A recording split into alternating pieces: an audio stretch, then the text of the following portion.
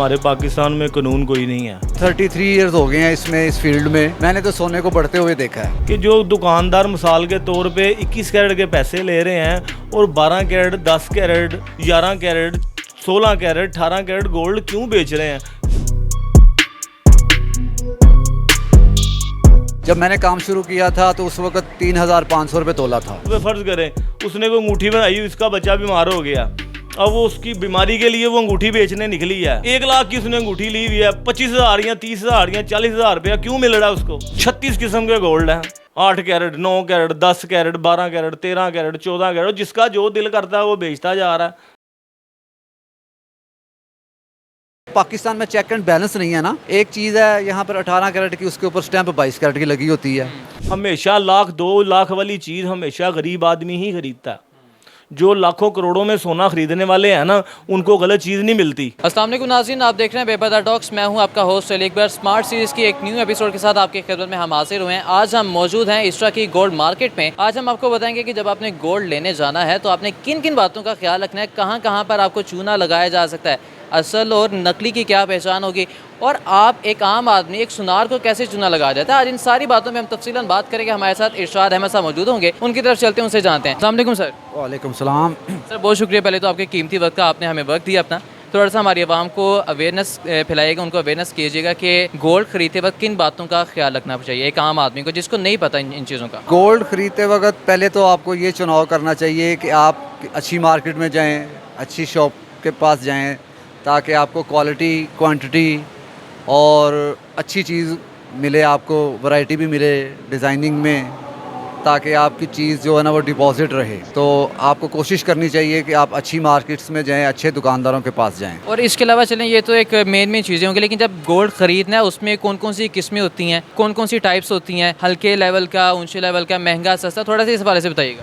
वैसे तो जो ब्रिक्स होती हैं वो तो 24 कैरेट की होती हैं, उसका रेट सबसे ज़्यादा होती है, लेकिन वो पहनने में यूज़ नहीं होती, उसमें आप इन्वेस्टमेंट कर सकते हैं। असल में ज्वेलरी जो सबसे अच्छी बनती है वो 22 कैरेट में बनती है, उसके बाद 21 कैरेट होता है। लेकिन ज़्यादातर यूरोप, अमेरिका, मिडल ईस्ट में 18 कैरेट भी चलता है, 14 कैरेट भी चलता है, लेकिन यहाँ पाकिस्तान में ज़्यादातर 22 और 21 कैरेट ही चलता है, और बेस्ट जो है वो 22 कैरेट ही होता है।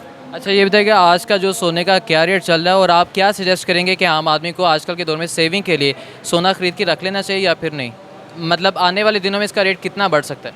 देखें जी, मुझे तकरीबन 33 इयर्स हो गए हैं इसमें, इस फील्ड में। मैंने तो सोने को बढ़ते हुए देखा है। जब मैंने काम शुरू किया था तो उस वक्त 3,500 रुपये तोला था, तो किसी भी दौर में मैंने इसको कम होते हुए नहीं देखा। आज सोना तकरीबन 3,84,500 24 कैरेट का रेट है, तो 22 कैरेट का रेट है 3,47,000। तो इसमें ये तो शुरू से ही चलता आ रहा है ये सिस्टम कि लोग जब अपनी बहू बेटियों को या बच्चों को शादी ब्याह पे जेवर देते थे, तो ये एक समझने के एक असासा होता है जो इंसान के मुश्किल वक्त में काम आ जाता है, और कोई भी चीज़ जो है ना फिल फॉर आपके काम नहीं आ सकती। ये वाहद गोल्ड ही है जो ऑन द स्पॉट बिक जाता है, हॉट कैश है। ये आपको वक्त के साथ बढ़े हुए रेट के साथ ये आपका बिक जाता है और आपकी ज़रूरत को पूरा भी कर देता है, और कोई चीज़ फिलफोर आपकी ज़रूरत को पूरा नहीं कर सकती। ये समझ लें आपका कैश डिपॉजिट है। अच्छा ये बताइएगा कि सुनने में आता है कि एक सुनारे को भी आम आदमी चूना लगा जाता है, आपके साथ कोई ऐसा वाक़या पेश है? हाँ, बाज़ दफ़ा कुछ ऐसी चीज़ें होती हैं जो हमारी अपनी नहीं बनी हुई होती, किसी और दुकानदार की बनी होती हैं, तो हमारी भी आंख धोखा खा जाती है। हम भी इंसान हैं, गलती कर सकते हैं। उसमें ये है कि किसी और की चीज़ लेते हैं, हम समझते हैं, देखते हैं, बालते हैं, उसको परखते हैं कसौटी पे, तो हमें लगता है कि ये 22 कैरेट है। बाद वक्त वो 21 भी निकल आता है, 20 कैरेट भी निकल आता है, 18 कैरेट भी निकल आता है, क्योंकि यहाँ पाकिस्तान में चेक एंड बैलेंस नहीं है ना। एक चीज़ है यहाँ पर 18 कैरेट की, उसके ऊपर स्टैंप 22 कैरेट की लगी होती है, तो अब क्या करें, बाद वक्त हम भी।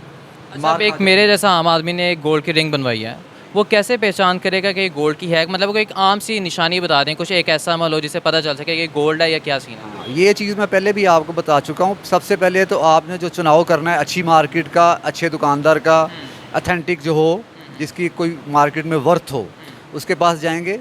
फिर आपको अपने आप पर एतमाद करना पड़ेगा कि आप कहाँ पे खड़े हैं। तो यहाँ पर ये तो नहीं है कि धोखा तो नहीं कर, पीतल तो नहीं आपको दे देगा। अगर गोल्ड की दुकान में जा रहे हैं तो वो गोल्ड ही देगा आपको। हाँ, ये कैरेट में कमी बेशी हो सकती है, इसका मैं नहीं कह सकता, लेकिन होगा वो गोल्ड ही, तो उसके ऊपर आप ट्रस्ट ही कर सकते हैं ना। ये नहीं कि आपको कोई टेक्निकल बात बताने के लिए तो फिर 25-30 साल लगाने पड़ेंगे परखने के लिए, अगर आप खुद परखना चाहें तो। अच्छा, तो सर ये बताइएगा कि गोल्ड पहचानने के कौन कौन से तरीक़ेकार होते हैं? एक होता है ना रगड़ने का, जो एक आम आदमी को पता होता है, इसके अलावा भी कोई तरीक़ाकार होता है? देखिए, ये काम तो असल में प्रोफेशनल का होता है। आवाम जो कस्टमर हमारे पास आते हैं उनको तो ये भी नहीं पता, आते तो हमारे पास, अब जो कस्टमर है हमारे आबाओ अजदाद के वक्त से हमारे पास आ रहे हैं। परखने में मसलन कुछ काफ़ी तरीक़ेकार होते हैं जो कोई फ़िज़िकली समझाया जा सकता है, कोई बातों से तो समझाया नहीं जा सकता। जब आप या इंसान फील्ड में आता है तो उससे पता चलता है कि इसको रगड़ के कैसे परख किसकी करनी है, तेज़ाब लगा के कैसे परख करनी है, उसको दबा के चेक करना है। ये इसके लिए आपको प्रोफेशनल होने के लिए टेक्निकल होना पड़ता है। जी, तो नाज़रीन, हमारे साथ यहाँ पर एक और शॉप के ओनर मौजूद हैं, उनकी तरफ चलते हैं, उनसे बात करने की कोशिश करते हैं, उनसे जानते हैं सारी तफसीलात। अस्सलाम वालेकुम। अस्सलाम वालेकुम। सर, क्या नाम है आपका? मेरा नाम है मोहम्मद जाफ़र। गोल्ड सिटी मेरी दुकान है, मैं यहाँ से जूलरों से गोल्ड ख़रीदता हूँ।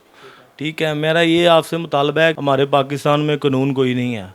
देखिए, हमारे पास इम्पोर्टेड सोने आते हैं, जब हमारे पास इम्पोर्टेड सोना आता है ना तो हमने देखें ये आया, ये हमने निकाला, ये हमने चेकिंग भी नहीं करनी, इसका ऐसी वज़न करना है, पैसे बना के कस्टमर को दे देने हैं। ठीक है, ठीक है, हम अब इसको तोड़ भी देते हैं। ये देखें, हम इसको चेक करने की भी ज़रूरत नहीं है। ये देखें, ये फौरी तौर पे हमने तोड़ दिया। ठीक है, मेल्ट के लिए। कई पाकिस्तानी गोल्ड इस तरह के आते हैं, सिर्फ पत्थर पे घिसने की देर होती है। देखिए, पाकिस्तानी गोल्ड आया, हमने उसको कस लगाई है ना, तो हमने फौरी तौर पे वापस दे देना।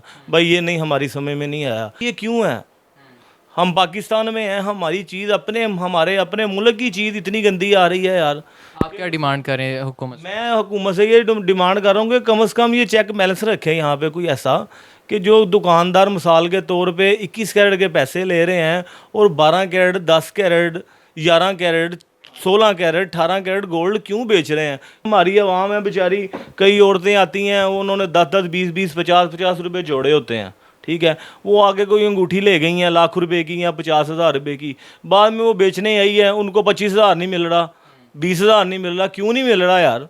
सोने का रेट दिन ब दिन बढ़ता जाता है, उनका रेट कम तो होता जाता है, उन बेचारों के फिर भी नहीं पैसे पूरे होते।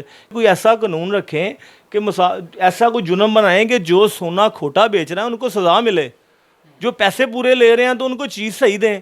कल को बेचने आए उसको, उसका बेचारे का दिल तो ना दुखे।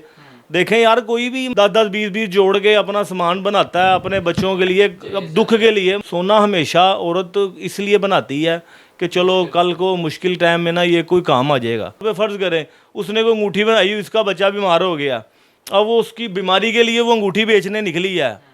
1 लाख की उसने अंगूठी ली हुई है, 25,000 या 30,000 या 40,000 रुपया क्यों मिल रहा है उसको? 60,000 कहाँ गया उसका? पूछने वाला कोई नहीं है। चलो लाख की चीज़ ली है, चलो 80,000 मिल जाए, 10-20% कटौती हो जाए, कोई बात नहीं। और सोने का रेट इतनी स्पीड से बढ़ता है, उन बेचारों के फिर भी नहीं पैसे होते, फिर वो बद्दुआएं दे के जाती हैं। कोई भी चीज़ खरीदे उसके लिए कोई ऐसा दायरा बनाए, कोई चेकिंग वाला, कोई चीज़ खरीद के उनके पास लेके जाए, चेक कराए, हाँ जी ये सही है। जैसे बाहर के मुल्कों में बल्दिया बना हुआ है, यहाँ पे भी बनाए बल्दिया। हर बंदे का जो है ना अपना एक तरीका है कि मिसाल के तौर पे उसने कोई चीज़ ली है, उसको ये तो यकीन होना कि यार हमने अच्छी चीज़ ली है, कल को हम बेचने जाएंगे इसमें हमें चलो प्रॉफिट नहीं होगी, चलो नुकसान भी नहीं होगा, जो मजदूरी वगैरह वो चलेगी, बाकी हमारे पैसे रिटर्न हो गए।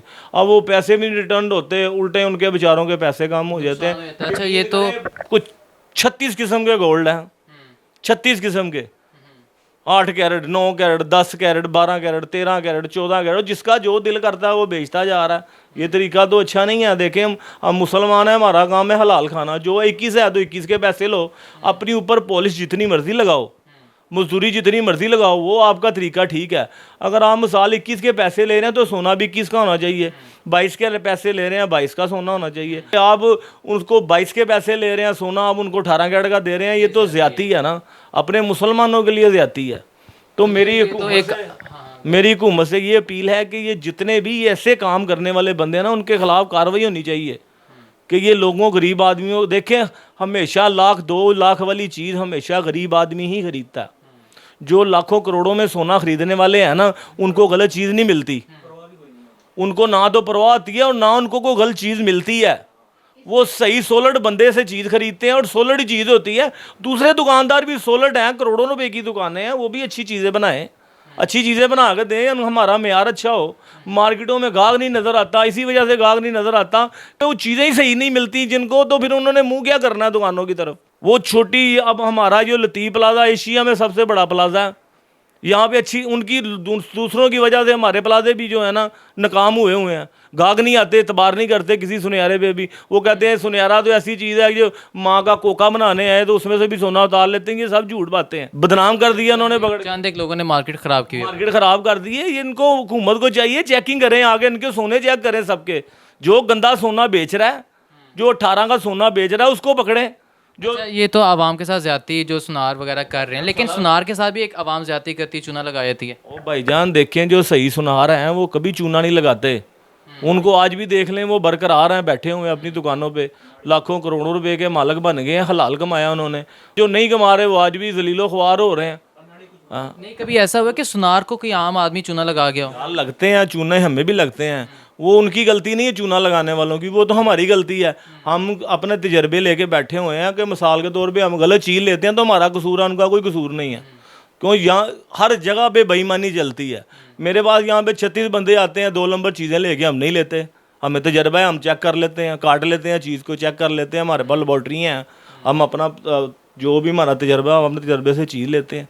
अल्लाह के हुक्म से कोई नुकसान नहीं होता। इसके ऊपर 21 कैरेट की स्टैंप लगी हुई है, ठीक है। आप इसको कहीं भी ले जाएं, किसी लेबॉर्ट्री पे ले जाएं, किसी स्कैनर पे ले जाएं, इसका गोल्ड जो उन्होंने ऊपर इसके लिखा हुआ है ना, उसमें एक पॉइंट का भी फ़र्क नहीं होगा।